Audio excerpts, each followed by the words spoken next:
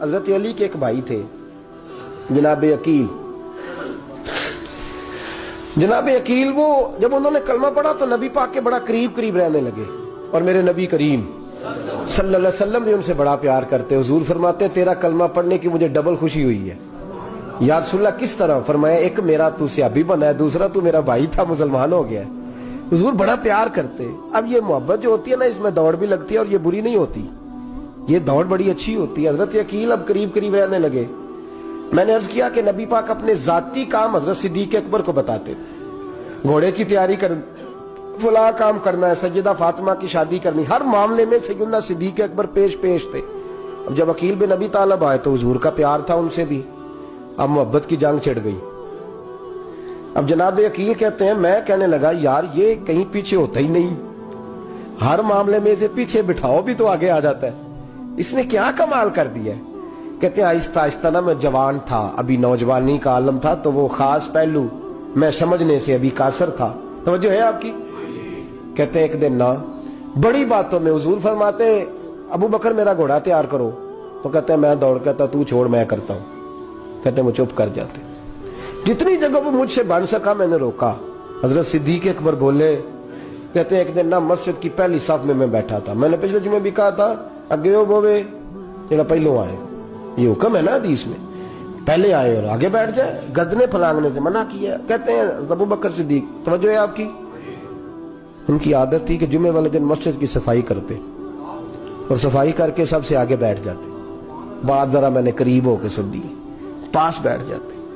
عقیل بن ابی طالب کہتے ہیں میں بھی آیا سیدنا صدیق اکبر، اور مجھے کئی دنوں سے جلال تھا کہ یہ پیچھے ہوتا ہی نہیں۔ کہتے ہیں میں آیا تو حضرت ابو بکر آگے بیٹھے تھے، تو میں نہ جان بوجھ کے، بچہ تھا اور محبت تھی سرکار سے، ابو بکر سے بغض نہیں کوئی، خدا رہا اس بات کو ضرور ذہن میں رکھیں۔ فرماتے میں نے کہا ابو بکر اٹھ۔ مزے کی بات یہ ہے کہ جس مسجد میں صدیق اکبر بیٹھے اس کی جگہ بھی انہوں نے خرید کے دی ہے۔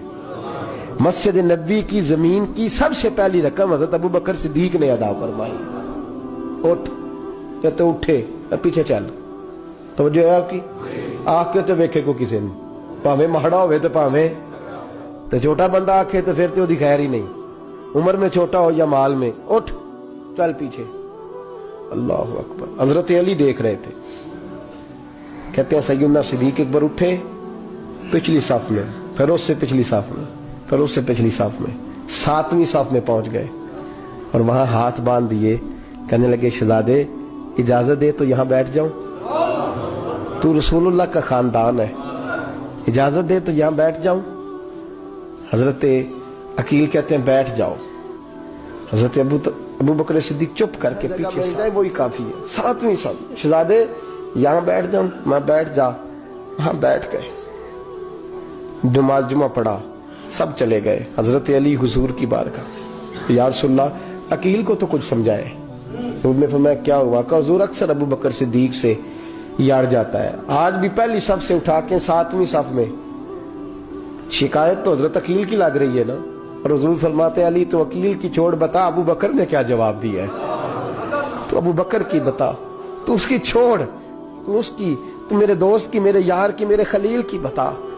تو حضرت علی رو پڑے، کہنے لگے محبوبہ ابو بکر جیسا درد کہاں سے ڈھونڈ کے لائے؟